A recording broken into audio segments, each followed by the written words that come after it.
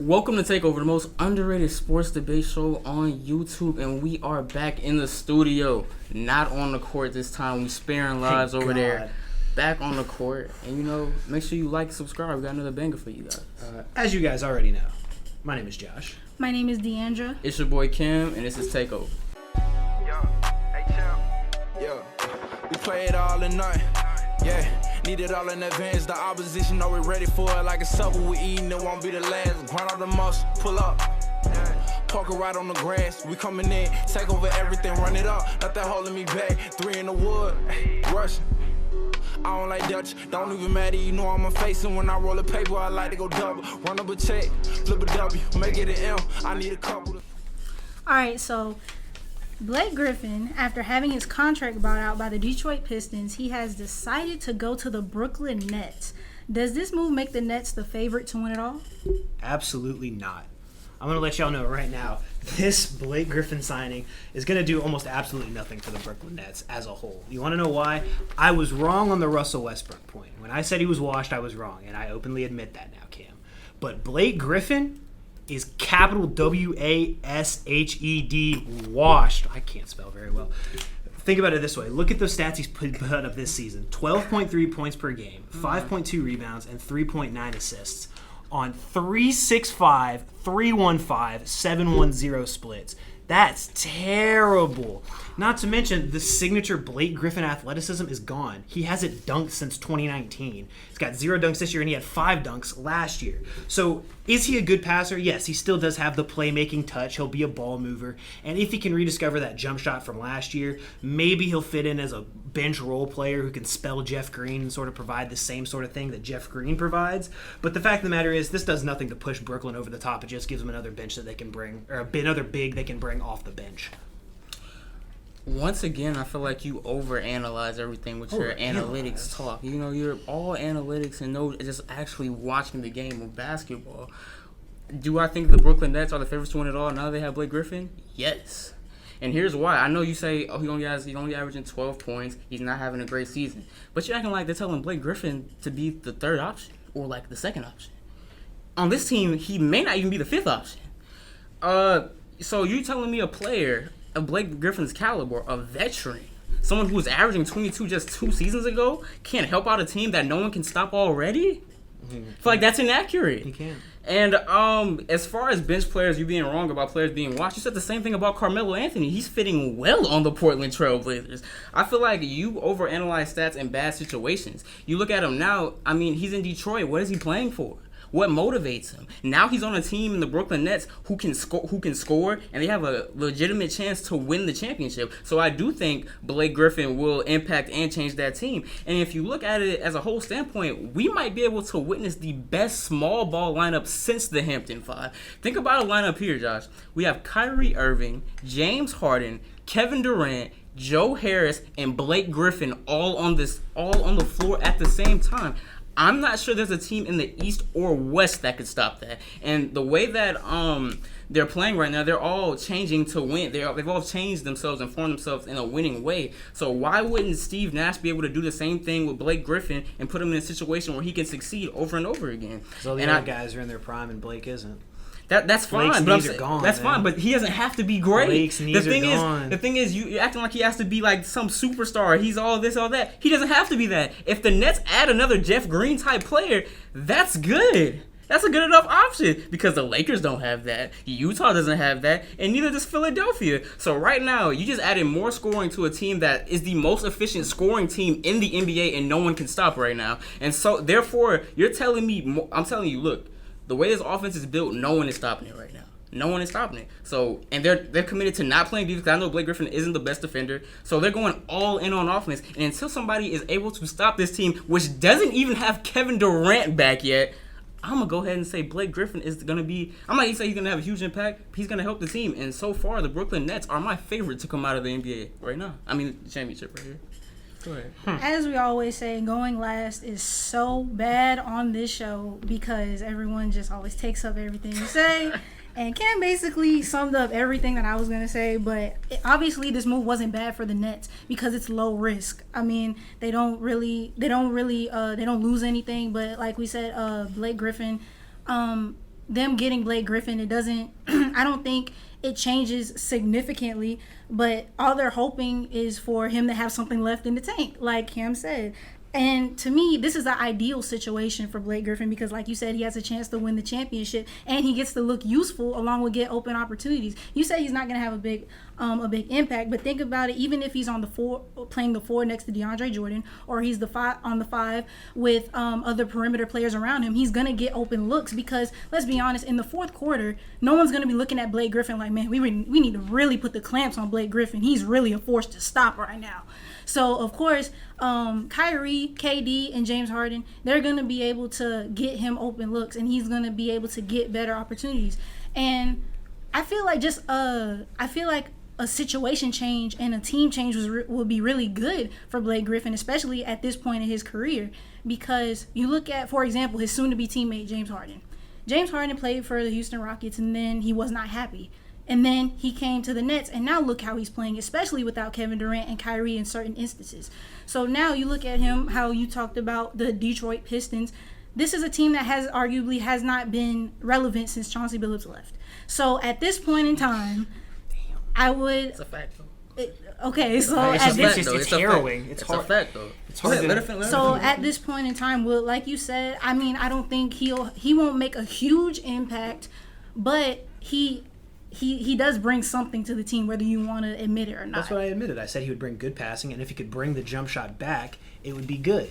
But I'm saying, to me, it doesn't move the needle. So who's your favorite? Because you just said they weren't the favorites. To win the title now, dude, it's somebody out west. I know that. So give me somebody out west. I'd pick the Lakers before them. I might go with the Clippers before them, honestly. Wow. And I gotta roll with my Jazz. I just find that very just because I threw them out there. I have a question. So when Kevin Durant went to the Nets, that was already with Kyrie. That was already like, okay, they're favorite. Well, they're not favorites to win the championship just yet, but it was like, okay, we better look out for them. Okay. But then when James Harden went, weren't you on? I said they were going to come out the East. You said they were going to come out the East, so you don't think with this unstoppable team, and they were already favorites even when James Harden came, you don't think an addition of Blake Griffin is going to help? I already said they were coming out of the East, so the only other logical explanation, if I'm saying they've now become favorites, is to say they're favorites to win the NBA championship, and I don't think Blake Griffin puts them over that hump yet. Because in the NBA, defense still wins championships, and the Lakers have the best defense in the NBA. And who's stopping that offense, though? We'll see. But as of now, defense wins championships. Okay, we're just going to have to see, baby. We're going to move on to the NFL draft. It's my favorite time of year right now, mock draft season, when all the analysts are making their predictions, and some of them will inevitably be wrong, and some of them will inevitably look like geniuses, and then parlay that into a career. Looking at you, Mel Kiper. So, this draft is absolutely stacked at wide receivers, right? Just like last year. Last year was a deep class. This year might be even deeper. Who y'all got at number 1 on your boards right now? Okay, so when I was thinking about this, for me, it was close between Devonta Smith and Jamar Chase, in my personal opinion, but it's splitting hairs for me. But obviously, this should come to no surprise to any of you guys because I'm an LSU fan. I'm going with Jamar Chase. Even though he opted out to the season prior, I feel like he still had such a great performance before, so it shouldn't matter. He had 1,780 yards and 20 touchdowns, and I'm looking at his playmaking ability as well as his ability to run routes, as well as his knowledge about running routes and coverages as well, and his ability to create openings for his QBs. So I think any GM looking at this wide receiver wouldn't care whether he opted out or not. I'm still going to want him on my team. I'm looking how he plays with physicality, especially against contested catches. He has enough body and athletic ability to bring down those balls in a jump ball situation. He's 14 to 16 on contested catches, and he has 22 broken tackles, going back to his body and his the way he's built. But one thing that I think sets him apart from other wide receivers is not only his catching ability, but what he does after the catch as well.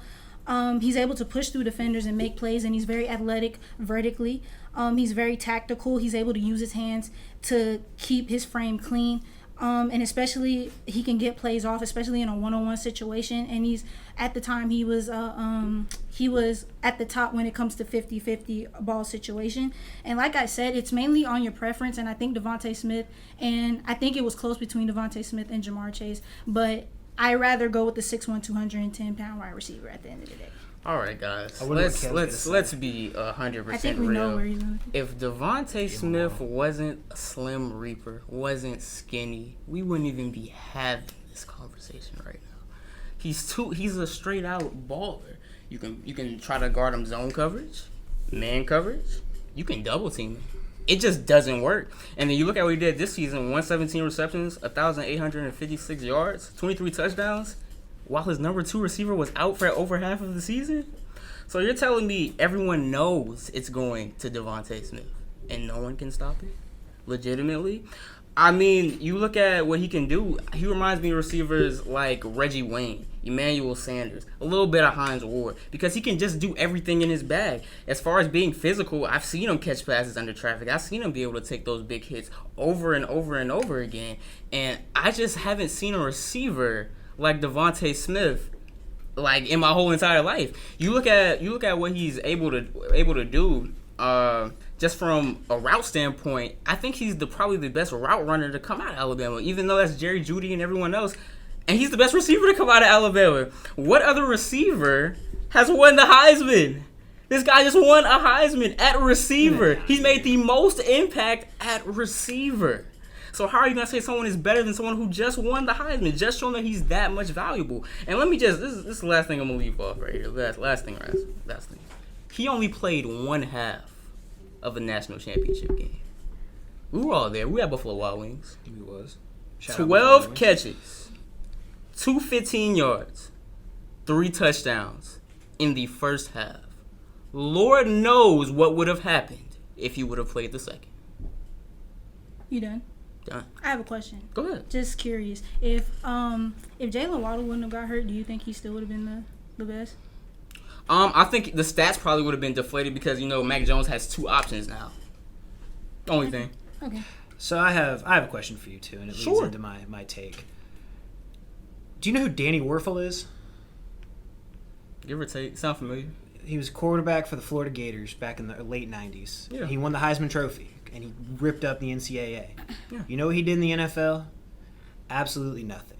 So while I'm not going to be here to say that Devonta Smith is going to be this massive bust, I'm actually campaigning for the Atlanta Falcons to take him at 4. But here's the point. The question that we're talking about is who is the best prospect? And when I look at prospect, you have to look at floor and you have to look at ceiling.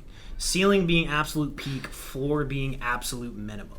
I feel like when it comes to ceilings, I think they're about even. I think if they both hit the absolute peak of their abilities, they can both be number 1 receivers on a great team. I think when you look at floor, I think you got more room there with Jamar Chase. That's why I think because Jamar Chase, D pointed it all out. D kind of said everything I was going to say. Jamar Chase has the size, so at worst, he can be a jump ball guy for you. Didn't Kelvin Benjamin have size? At worst, that's different because he didn't have no speed. Okay. Both of these guys have speed. They're equal in speed. They're equal in agility. I would kind of give the slight edge to Smith in terms of like pure route running. And I think hands, they both have great hands. But I'll take the 6'1", 210 bound guy that can take somebody downfield, out jump and out muscle. Because as good as Devonta Smith is, he still is a 6'1" and $175 soaking wet. And that matters when you're facing the best defensive backs in the world. That matters, man. I hate to say it, but it does. Muscle. Okay. I think you're only choosing him because he's bigger than Devonta. I'm choosing him because if we're talking about which one is the best prospect, yeah, I think Jamar Chase gives you less variable in terms of what he could end up becoming. Explain. So I just did. I clearly said weren't listening. Okay. I'm saying there's less variance. So if Devonta Smith busts, it's going to be relatively bad. I don't think he will, but he could look more like a Mohamed Sanu type. You know what I'm saying? But if Jamar Chase busts, he can still be a number 2 who can stretch the field because he can go up with a receiver because he's got the vert and he's got the hands and he's got the leaping. He's got the size. So he's taller. Is basically just he's taller, bigger, stronger. I mean, to answer. Go ahead. I was gonna say to answer your question, I'm not just choosing him because he's bigger, but I feel like everything that you said Devonta Smith does, but like we said about route running, though, it's not like he's a terrible route runner. I feel like everything that Devonta Smith does, Jamar Chase can do well. But so the size is just at plus. I hear you guys, but it's only been 2 receivers to win a Heisman Trophy. And if you that good to win a Heisman Trophy... Huh? I said it's only been 2 receivers. Who are the other 2? Oh, as in he's one of the 2. Oh, so who's the other one? Desmond Howard. How'd he do in the NFL? He struggled. It's different though. It's a different system with Desmond Howard though. So if you're gonna go there, I mean, look at all the rest. Look at the rest of the Bama receivers though. There are examples who had great seasons and couldn't do it. You're wearing one right now. Yeah, but Julio Jones is 6'3", 220. It's apples to oranges. Is Julio only good because of his size? The size helps. Sure, but is he only good at that, Julio or is he a also had premier everything route else. runner? Can he catch passes? Which is and all exactly that? what Jamar Chase is. Never mind. Okay, I that's see. fine. We made our But you point. can say the same thing about I'm DeAndre just Hopkins. saying, And he's not as big as dominating Julio Jones. Dominating Correct in or not college- correct? Dominating in college does not necessarily equate that you will dominate the NFL. He put up fantastic stats and won the Heisman Trophy, and he should be remembered forever for that. But if we're talking about prospects in the NFL, I've stated why I would take Jamar Chase. Guy's been told he was small his whole life. I mean, keep I proving just us And wrong. like I said, You I'm gotta keep not proving us saying he wrong. won't be a star. I'm not taking it personally, God. I'm just saying. I'm just ending off the segment. Relax. I mean, Y'all we hot. did say it's not just because of size. It's just, I don't see anything Jamar Chase do that Devonta Smith can. so what's something How that quickly what's something they that forget. Devonta Smith can do that Jamar Chase can't either? Win without a number 2. We ain't seen Jamar Chase without his number 2. That's I not don't his want to fault. bring up. Never mind. He can only play with who he's put on the field with. That's fine. It's what it is. And he still had a number 2. That is going to end off our show for today. Josh, do you have anything else I to do say? have a few things I want to say. I want All you right. guys to take a second, scroll down, and like I said, hit that subscribe button, right? That big red button. It spells subscribe out. Subscribe that. Next to it, there's a little bell. Hit that. Hit all so that you can be notified every week when we drop a banger of a video, because it's always like this every single week. We're always at each other's throats. Part of the joy of this job. And then also hit the like button and let us know who you thought won. And if you really want to be featured on an episode of Takeover, text, DM, one of us, get in contact, send us a video. We'll put it in here and we'll react to it. I just want to say, some of you guys were writing in the comments about the hoodies that we wore, the Takeover hoodies, about the merch. Just know, coming soon. That's all I got to say. Coming Coming soon. soon. Well, that is going to wrap up our show for today. Is it National Women's History Month? It is National Women's History. All the History great Month or women National out Women's there. Month or something. Yeah. My mom the best woman. Real talk. Love you. All right, Mom. we out here. Hey, champ. Yeah, we play it all in night. Yeah, need it all in advance. The opposition know we're ready for it. Like a supper we eating, it won't be the last. Grind all the muscle, pull up.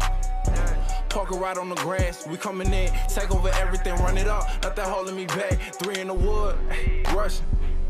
I don't like Dutch, don't even matter, you know I'm a face. And when I roll a paper, I like to go double. Run up a check, flip a W, make it an M. I need